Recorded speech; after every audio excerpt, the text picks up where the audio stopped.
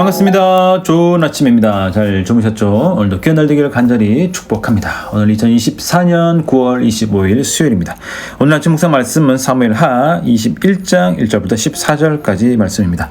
사무엘하 21장부터 24절까지는 시간 순서로 기록되어 있다 보기보다는 뭔가 중요한 사건들을 사무엘하의 결론적인 내용에 좀 연관시켜서 정리를 한 내용입니다. 자, 무엇을 말씀하고 있는지 한번 보면 좋겠죠, 그죠? 자, 오늘 1절 보실까요? 다윗의 시대에 해를 거듭하여 3년 기근이 있으므로. 자, 3년 동안 기근이 일어났습니다. 누가 마음이 제일 불편할까요? 다윗이겠죠. 열심히 하나님 앞에 기도했습니다. 그러나 어떻게 된 일인지 하나님이 그 기도에 응답하지 않으십니다. 이럴 땐 주로 다윗의 죄와 관계가 있습니다. 그런데 1절, 2절을 보니까 사울에게 죄가 있다고 말씀을 하네요, 그죠? 기본 족속들을 사울이 죽였기 때문에 그 문제를 해결하지 않았고 그 문제를 해결해야 될 다윗에게 책임이 있는 것이다 라고 말씀하고 있습니다. 자, 기본 족속이 누구냐? 여호수아가 약속의 땅을 정복하러 왔을 때 그 땅에 살았던 이방 민족 중에 하나죠. 자, 기본 족속은 이스라엘과 정상적으로 언약을 맺을 수 없으니까 몰래 그들을 속여서 언약을 맺었습니다. 그리고 결국 그 언약을 깰 수 없었기에 여호수아는 또 이스라엘 백성들을 그들을 받아줍니다. 그래서 기본 족속들은 성전에서 물을 깃고 또 나무를 패는 그런 허드렛 일을 하게 됩니다. 그러나 이것은 그들에게 은혜가 됐겠죠, 그죠? 자, 사울이 그들을 죽였기 때문에 이 문제를 해결하기 위해서는 기본 사람들에게 물어봐야 됩니다. 그러자 기본 사람들이 말합니다. 그러면 사무엘 족속의 자손에 7명을 주십시오. 그래서 결국 그 7명을 죽였습니다. 자, 딱 가뭄이 끝나면 비가 쫙 와야겠죠? 그러나 9절, 10절 보시면 비가 아직 내리지 않았음을 알 수 있습니다. 언제 비가 내렸느냐? 자, 그 7명의 죽은 아들 중에서 2명의 엄마인 리스바가 그 십자를 밤낮을 지키며 펑펑 울었습니다. 자, 이 소문이 다윗의 귀에 들어갔습니다. 자, 여러분 놀라지 마십시오. 그때 다윗이 뭘 했냐면 사울과 요나단의 뼈를 가져다가 그의 아버지 집에, 그러니까 이제 다윗의 아버지가 아니라 사울의 아버지 묘에 장사를 해줍니다. 굉장히 충격적이고 이상한 사실입니다. 왜냐하면 다윗이 사울을 미워하지 않았잖아요, 그죠? 요나단과 사이가 좋았잖아요. 그렇다면 우리가 생각할 때는 그들이 죽었을 때 그렇게 그 사울의 아버지 묘에 장사해 주었겠구나라고 생각하기가 쉽습니다. 만약 이것이 일반적으로 이스라엘 사회 안에서 아버지 묘에 장사되지 않으면 이건 큰 저주를 받았다라고 생각을 합니다. 다윗이 사울과 그 아들들이 죽었을 때 애가를 지어서 부를 만큼 굉장히 그들을 존중해주고 뭔가 해준 것 같은데 오늘 그들의 이 장례를 제대로 치르지 않았다는 것을 보면 그들을 굉장히 증오했다는 것을 알 수가 있습니다. 굉장히 신기하죠, 그죠?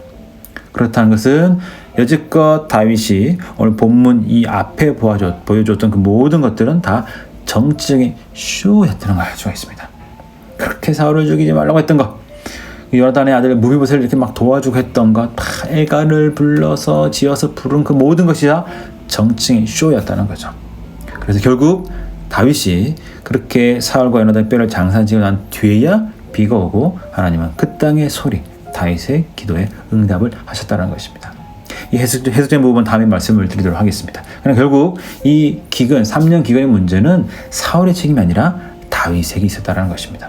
하나님이 왜 그렇게 하셨을까요? 오늘 시장을 보시면은 하나님은 많이 맡긴 자에게 많은 것을 기대한다, 많은 것을 요구하신다라는 말씀이 있는 것을 우리가 누가복음에서 볼 수가 있습니다. 자, 그러니까 다윗은 하나님 앞에 하나님의 사람으로서 중요한 역할을 감당한 사람이라는 것입니다. 그렇죠? 그의 말과 행동 또 그의 삶을 전체를 통해서 하나님이 어떤 분이신지를 드러내고 증거해야 될 책임을 가지고 있는 사람이 다윗입니다. 그런 그가 누구나 뻔히 알 수 있도록 다윗 가문, 다윗 사람들을 증오하고 있다는 것은 굉장히 큰 문제죠.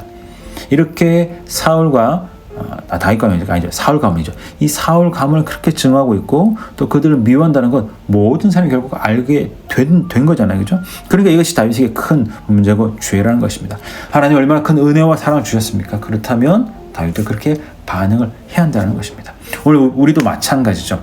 오늘 우리는 때로 그럴 수 있습니다. 막 미워할 수 있고 불편할 수 있고 막 너 안 봐, 너 절규야 막 그렇게 할 수도 있다는 거죠. 그러나 우리가 믿음이 성장하고 우리 신앙의 시간이 길어지면 길어질수록 그렇게 하기보다는 마음이 넓어져서 그들을 품어주고 배려해주고 이해해주는 것들이 우리 삶 가운데 필요하다는 거죠. 만약에 우리가 우리 주변 사람들 보는 그런 관점으로 주님이 우리를 보셨다면 과연 주님이 우리 기도에 응답해 주실 마음이 드실까요? 과연 우리가 죄를 지었을 때 주님이 너 죄 용서해 줄게 라는 그런 생각이 드실까요? 우리의 관점으로 우리를 보신다면 우리가 하는 일에 대해서, 우리 삶의 모습에 대해서 주님이 흔쾌히 괜찮아라고 말하실 수 있을까요? 그러니까 우리가 주님 은혜를 받은 사람이라면 그 은혜를 나눠줘야 된다는 것입니다. 물론 때로 이해 안 될 수 있겠죠. 그 사람의 행동, 말, 도저히 이해가 안 돼. 이해가 안 될 수 있겠죠. 그럼에도 불구하고 품어주고 또 배려해주고 함께 또 커피 한잔 마실 수 있는 믿음이 되기를 간절히 축복합니다. 그러기 위해서 우리가 가장 중요한 것은 무엇일까요? 나에게 주신 주님의 사랑이 얼마나 큰지, 그 주님의 희생이 얼마나 놀라운지 그것을 이해하면 이해할수록 다른 사람에게 우리가 배려할 수 있고 사랑할 수 있고 인내할 수 있고 품어줄 수 있다는 거죠. 부부 사이에 잘 지내는 축복이 있기를 소망합니다. 또 친구 사이에도 또 부모와 자녀 사이에도 서로 잘 지내고 또 아는 사람들과 관계 속에서 주님의 은혜로 배려해주고 인정해주고 또 좀 잘 이해해줄 수 있는 그런 담대한 믿음을 수여하기를 간절히 축복합니다. 그러기 위해서는 어떻게 된다고요? 하나님의 사랑을 깊이 깨닫고 그 은혜를 많이 누리게 된다는 것입니다. 그리고 받은 사람에게 많은 것을 요구하시니까 많이 받았으면 잘 나눠줄 수 있는 믿음의 삶을 사시기를 간절히 축복합니다. 오늘도 하루 잘 지내시고 저희도 내일 만나도록 하겠습니다.